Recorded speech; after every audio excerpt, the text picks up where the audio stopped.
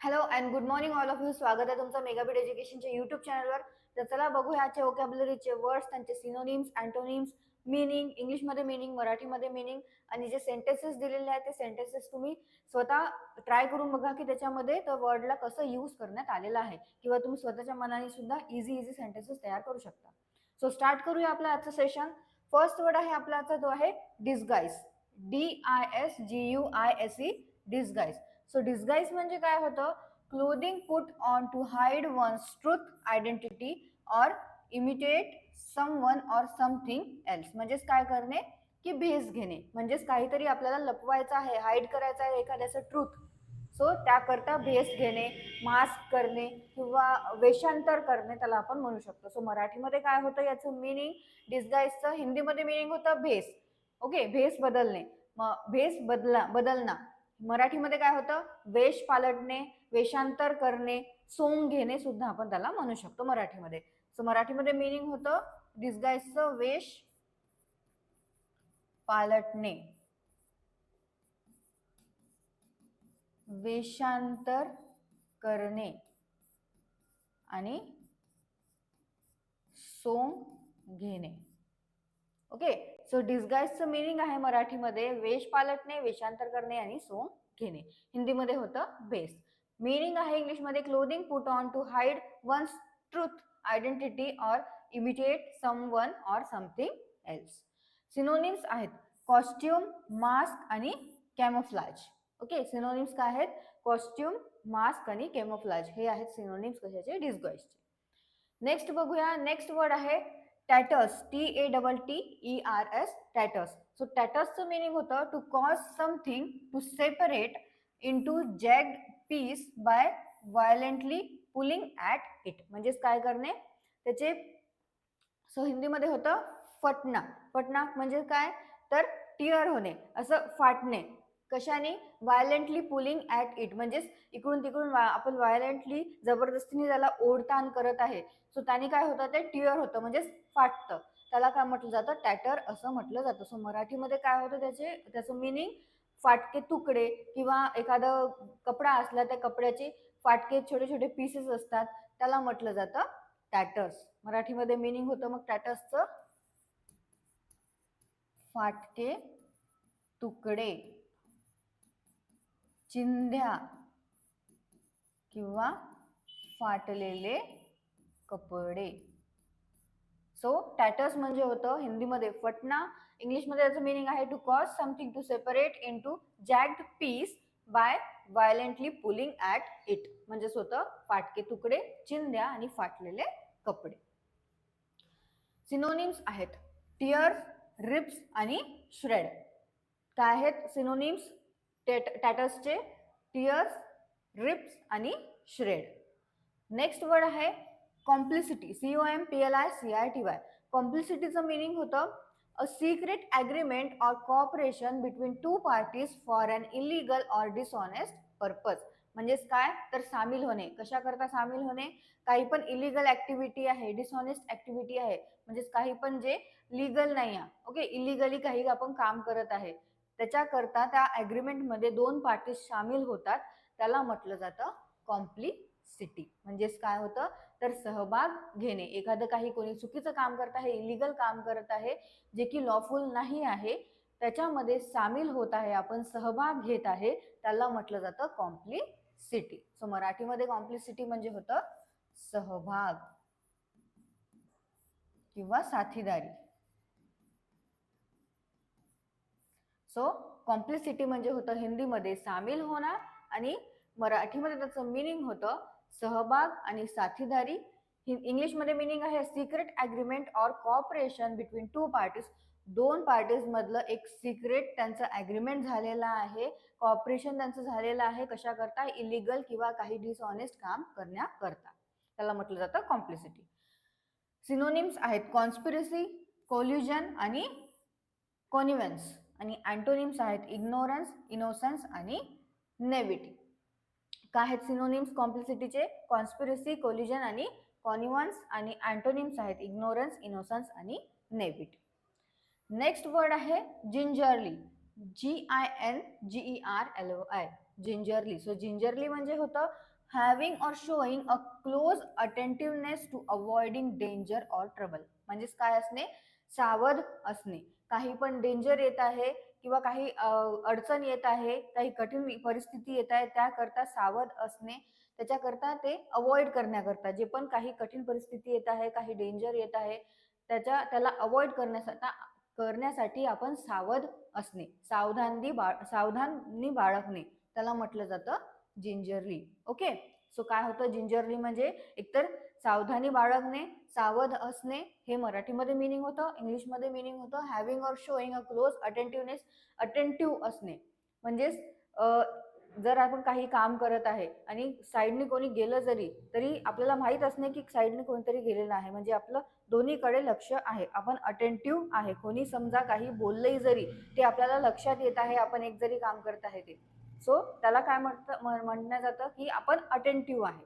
Okay. म्हणजेच आपल्याला आपल्या आजूबाजूला काय होत आहे ते कळत आहे, आपण सावधगिरी बाळगत आहे, सावध आहे, त्याला म्हटलं जातं जिंजरली. ओके. सो मराठीमध्ये जिंजरली म्हणजे काय होतं, सावध, आणि हिंदीमध्ये म्हणजे काय होतं, सावधान. सिनोनिम्स आहेत केअरफुल, वॅरी आणि कॉशियस, आणि अँटोनिम्स आहेत केअरलेस, हेडलेस आणि अनमाइंडफुल. सो सिनोनिम्स आहेत जिंजरलीचे केअरफुल, वॅरी आणि कॉशियस, आणि अँटोनिम्स आहेत केअरलेस, हेडलेस आणि अनमाइंडफुल. नेक्स्ट वर्ड आहे ड्रॉ डाऊन. ड्रॉ डाऊन म्हणजे काय होतं, to make complete use of. To make complete use of म्हणजे काय होतं, तर गिरावट. हिंदीमध्ये त्याला म्हटलं जातं गिरावट, आणि मराठीमध्ये काय होतं त्याचं मीनिंग कमी होणे किंवा घट होणे किंवा घसरण होणे, त्याला म्हटलं जातं draw down. Okay. To make complete use of. Okay. कमी होणे म्हणजेच आपण ते काय केलेलं आहे, यूज केलेलं आहे, किंवा घसरण झालेली आहे त्याची, त्याच्यामध्ये घट झालेला आहे, त्याला म्हटलं जातं ड्रॉ डाऊन म्हणजेच गिरावट. हिंदीमध्ये होतं गिरावट, मराठीमध्ये होतं घसरण, कमी होणे किंवा घट. जसं to make complete use of म्हणजे आपण काहीतरी एखादी वस्तू आहे ते आपण रोज रोज यूज केलं तर त्या एखादी बॉटल आहे. ओके. जसं आता थंडीचे दिवस आहे, आपण काय यूज करतो, बॉडी लोशन यूज करत असतो. जर आपण ते दररोज यूज केलं गेलं सो त्याच्यामध्ये काय होतं, त्याची घट होत जाते, ते कमी होत जातं. म्हणजेच काय होतं, तर ड्रॉ डाऊन म्हणजे त्याच्यामध्ये काय होत आहे, त्याच्या लेवलमध्ये गिरावट येत आहे, त्याच्यामध्ये घट होत आहे, ते हळूहळू कमी होत आहे. सिनोनिम्स आहेत स्पेंड, कन्झ्युम आणि ड्रेन, आणि अँटोनिम्स आहेत इन्क्रीज, रिप्लेस आणि रिन्यू. ओके. सो काय आहे ड्रॉ डाऊन म्हणजे काय होतं, तर गिरावट. मराठीमध्ये त्याचं मिनिंग होतं घसरण, कमी होणे किंवा घट होणे. मिनिंग आहे to make complete use of. Synonyms आहेत स्पेंड, कन्झ्युम आणि ड्रेन, आणि अँटोनिम्स आहेत इन्क्रीज, रिप्लेस आणि रिन्यू. नेक्स्ट वर्ड आहे बिलाईंग, BELYING. बिलाईंग म्हणजे काय होतं, आता बघा इथे काय आलंय, बी लाईन, आणि लाय म्हणजे काय होतं, तर खोटं. ओके. सो बिलाईंग म्हणजे काय होतं, तर झुटलाना, म्हणजेच to give a misleading impression of, म्हणजेच काय की नाही, तर खोटे ठरवणे, कोणाला पण खोटे ठरवणे किंवा खोटं आहे असं दर्शवणे, त्याला म्हटलं जातं बिलाईंग म्हणजेच झुटलाना. हिंदीमध्ये मिनिंग होतं झुटलाना, आणि मराठीमध्ये काय मिनिंग होतं, खोटे ठरवणे.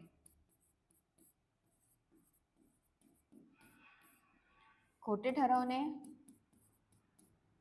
विरोधाभास दर्शवणे आणि खोटे भासवणे. सो बिलाईंग म्हणजे होतं हिंदीमध्ये झुटलाना, मिनिंग आहे त्याचं to give a misleading impression of, आणि मराठीमध्ये त्याचं मिनिंग काय होतं, खोटे ठरवणे, विरोधाभास दर्शवणे किंवा खोटे भासवणे. सिनोनिम्स बघूया आपण. सिनोनिम्स आहेत मिस रिप्रेझेंटिंग, ऑब्स्क्युरिंग आणि कन्सिलिंग. हे आहेत सिनोनिम्स कशाचे, बिलाईंगचे. आणि अँटोनिम्स आहेत रिप्रेझेंटिंग, बिट्रेइंग आणि रिव्हिलिंग.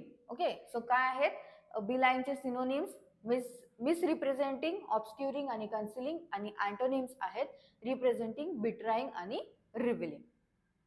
नेक्स्ट वर्ड आहे स्लम्प, SLUMP, स्लम्प. स्लम्पचं मिनिंग होतं a period of decrease economy आणि ऍक्टिव्हिटी. म्हणजेच काय, तर हे पण याचा अर्थ सुद्धा काय होतो, तर मंदी येणे. ओके. मराठीमध्ये काय होतं मंदी, हिंदीमध्ये पण होतं मंदी. घसरण, कोसळणे त्याला म्हटलं जातं स्लम. ओके, सो मराठीमध्ये याचं मिनिंग होतं धपकन कोसळणे किंवा कोलमडणे आणि कमी होणे. सो स्लमचं मिनिंग आहे काय होतं a period of decrease economic activity. म्हणजेच काय तर मंदी येणे, जी इकॉनॉमिक ऍक्टिव्हिटी आहे त्याच्यामध्ये डिक्रीज देणे. एक पिरियड असा असतो ज्याच्यामध्ये काय होतं जी इकॉनॉमिक ऍक्टिव्हिटी आहे त्याच्यामध्ये डिक्रीजन होते. म्हणजेच काय होते रिसेशन येते. सो त्या रिसेशनला काय म्हटलं जातं मंदी असं म्हटलं जातं. ओके, सो मंदी हे हिंदीमध्ये म्हटलं जातं, मराठीमध्ये सुद्धा मंदी म्हटलं जातं. स्लम्प म्हणजे काय होते धपकन कोसळणे, कोलमडणे आणि कमी होणे. मिनिंग आहे a period of decrease economic activity. Synonyms आहेत रिसेशन, डिप्रेशन आणि पॅनिक. आणि अँटोनिम्स आहेत डेव्हलपमेंट, ग्रोथ आणि बूम. सो सिनोनिम्स आहेत स्लमचे रिसेशन, डिप्रेशन आणि पॅनिक. आणि अँटोनिम्स आहेत डेव्हलपमेंट, ग्रोथ आणि बूम. नेक्स्ट बघूया. नेक्स्ट वर्ड आहे इनडिस्पेन्सिबल. इनडिस्पेन्सिबलचं मिनिंग होतं इम्पॉसिबल टू डू विदाउट. म्हणजेच काय जो नसून चालत नाही असा. म्हणजे जे काय आहे अनिवार्य आहे, आवश्यकच आहे, नेसेसरीच आहे, त्याला काय म्हटलं जातं इनडिस्पेन्सिबल असं म्हटलं जातं. अपरिहार्य, अपरिहार्य हे हिंदीमध्ये सुद्धा म्हटलं जातं आणि मराठीमध्ये सुद्धा अपरिहार्य हे यूज केलं जातं. म्हणजेच काय होतं जे आवश्यक आहे, जे अत्यावश्यक आहे, अनिवार्य आहे, जे नसून चालत नाही असं त्याला म्हटलं जातं इनडिस्पेन्सिबल. मराठीमध्ये मिनिंग होतं अत्यावश्यक, जरुरीचा, जो नसून चालत नाही असा आणि अनिवार्य. ओके, सो इनडिस्पेन्सिबल म्हणजे होतं अपरिहार्य, म्हणजे इम्पॉसिबल टू डू विदाउट. मराठीमध्ये मिनिंग होतं अत्यावश्यक, जरुरीचा, जो नसून चालत नाही असा आणि अनिवार्य. सिनोनिम्स आहेत इसेन्शियल, नेसेसरी आणि इंटिग्रल. आणि अँटोनिम्स आहेत अननेसेसरी, नीडलेस आणि नॉन इसेन्शियल. सो सिनोनिम्स आहेत इनडिस्पेन्सिबलचे इसेन्शियल, नेसेसरी आणि इंटिग्रल. आणि अँटोनिम्स आहेत अननेसेसरी, नीडलेस आणि नॉन इसेन्शियल. नेक्स्ट बघूया. नेक्स्ट वर्ड आहे स्क्रॅप. सो स्क्रॅप म्हणजे काय होतं अन अनयुज्ड और अनवॉन्टेड पीस और item typically of small size और व्हॅल्यू. म्हणजेच जे आता जसं काही आपण काही यूज करत आहे. ओके, सो काही आपण एखादं काही आर्ट बनवत आहे पेपरपासनं. सो त्या पेपरपासनं जे आर्ट बनवत आहे आपण ते बनलेलं आहे, पण काही जे तुकडे असतात त्याचे पीसेसचे, ते पीसेस असतात पेजेसचे, ते काय असतात अनयूज असतात किंवा अनवॉन्टेड पीस असतात, जे की छोटे छोटे त्याचे तुकडे असतात, जे की स्क्रॅप आहे. त्याला काय म्हटलं जातं स्क्रॅप असं म्हटलं जातं. म्हणजे तुकडा, लहान अंश, बारीक बारीक तुकडे, बारीक बारीक काही कशाचे पण असू शकते, ते कपड्याचे असू शकतात, कागदाचे असू शकतात किंवा कशाचे पण, जे लहान लहान तुकडे आहे, जे युजफुल नाही पडणार आहे, यूज नाही येणार आहे, जे भंगार म्हणू शकतो आपण किंवा कचरा बनवू शकतो, ते जे असते त्याला म्हटलं जातं स्क्रॅप. ओके, सो स्क्रॅप म्हणजे काय होतं मराठीमध्ये लहान अंश किंवा निरुपयोगी सुद्धा म्हटलं जातं. घाण, कचरा, चिटोरा. ओके, कोणी कोणी म्हणते ना लहान लहान चिटोरे करून ठेवलेले आहे, छोटे छोटे तुकडे करून ठेवलेले आहे पेजेसचे. छोटे छोटे मुलं जे आहेत ते कधी कधी पेजेस त्यांना दिलं काही लिहायला किंवा काही करायला ते छोटे छोटे तुकडे करून ठेवतात. किंवा आपल्या घरी काही कुत्रे मांजर असले तर ते पण तसेच खेळतात त्या पेजेस सोबत आणि फाडून ठेवतात त्यांना. सो त्याला काय म्हटलं जातं चिटोरा. ओके, छोटे छोटे तुकडे. भंगार किंवा रद्दी, सो याला म्हटलं जातं स्क्रॅप. सो स्क्रॅप म्हणजे काय होतं अन अनयूज और अनवॉन्टेड पीस और item typically of small size और व्हॅल्यू. म्हणजेच तुकडा, लहान अंश, निरुपयोगी, घाण, कचरा, चिटोरा, भंगार आणि रद्दी. सिनोनिम्स आहेत लेफ्ट ओव्हर, पीस आणि रेस्ट. आणि अँटोनिम्स आहेत होल, फुल आणि कम्प्लीट. काय आहेत सिनोनिम्स स्क्रॅचचे? लेफ्ट ओव्हर, पीस आणि रेस्ट, आणि अँटोनिम्स आहेत होल, फुल आणि कम्प्लीट. सो लास्ट वर्ड बघूया आपण आता आपला लास्ट वर्ड आहे अप्लेंटी. अप्लेंटी म्हणजे काय होतं? Being more than enough without being excessive. म्हणजेच काय आहे? तर एवढं माझ्यासाठी काफी आहे, एवढं माझ्यासाठी भरपूर आहे, त्याला काय म्हटलं जातं? अप्लेंटी असं म्हटलं जातं. म्हणजेच जेवढं तुम्ही मला दिलेलं आहे ते माझ्यासाठी भरपूर आहे, पुष्कळसं आहे, काफी आहे, त्याला म्हटलं जातं अप्लेंटी. ओके, म्हणजे सफिशियंट आहे. सो मराठीमध्ये काय होतं? अप्लेंटी म्हणजे भरपूर, मुबलक, पुष्कळ आणि विपुल. सो अप्लेंटीचं मिनिंग होतं being more than enough without being excessive. म्हणजेच हिंदीमध्ये मिनिंग होतं काफी, मराठीमध्ये होतं भरपूर, मुबलक, पुष्कळ आणि विपुल. आणि त्याचे सिनोनिम्स काय आहेत अप्लेंटीचे? इनफ, सफिशियंट आणि एक्स्ट्रा. आणि अँटोनिम्स आहेत इनसफिशियंट, लॅकिंग आणि स्कॅन्ट.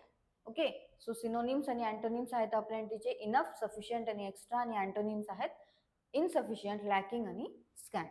सो हे आहे आपले आजचे 10 वोकॅब्युलरीचे वर्ड्स. परत एकदा तुम्ही यांचे सिनोनिम्स, अँटोनिम्स जे मी तुम्हाला मराठीमध्ये मिनिंग सांगितलेले आहे ते सुद्धा एकदा वाचून घ्या, नोट डाऊन करून घ्या. आणि तुम्हाला मी डिस्क्रिप्शनमध्ये याची PDF प्रोव्हाइड करून देईल. सो ते सुद्धा तुम्ही डाउनलोड करून प्रिंट करू शकता किंवा तुम्ही डाउनलोड करून तुमच्या मोबाईलमध्ये सुद्धा वाचू शकता. सो आणि जे पण वर्ड्स दिलेले आहेत त्याचे स्वतःच्या मनाने इझी सेंटेन्सेस तयार करत चला. त्यामुळे तुम्हाला कळेल की कसं त्या सेंटेन्सला यूज करण्यात आलेलं आहे, त्या वर्डला यूज करण्यात आलेला आहे त्या सेंटेन्समध्ये. ओके, आणि जसं की आता बऱ्याचशा नोटिफिकेशन्स येत आहे, तलाठीची नोटिफिकेशन येईल आणि हायकोर्टच्या सुद्धा नोटिफिकेशन आलेली आहे, ज्याची थोडीशी डेट सुद्धा एक्सटेंड करण्यात आलेली आहे फॉर्म फिल करण्याची. जर त्यांनी फॉर्म फिल केलेले नसेल त्यांनी पटकन फॉर्म फिल करून घ्या आणि तयारीला लागा, अभ्यास करत चला. आणि ज्यांची पण त्याच्यानंतर टायपिंगची एक्झाम्स असते, सो त्या टायपिंगच्या एक्झाम करता सुद्धा तुम्ही प्रिपेअर करून घ्या. ओके, सो तुम्हाला सेशन आवडलं असेल, सेशनला लाईक करा, चॅनलला सबस्क्राईब करा, तुमच्या फ्रेंड्सला शेअर करा. All the best all of friend, thank you.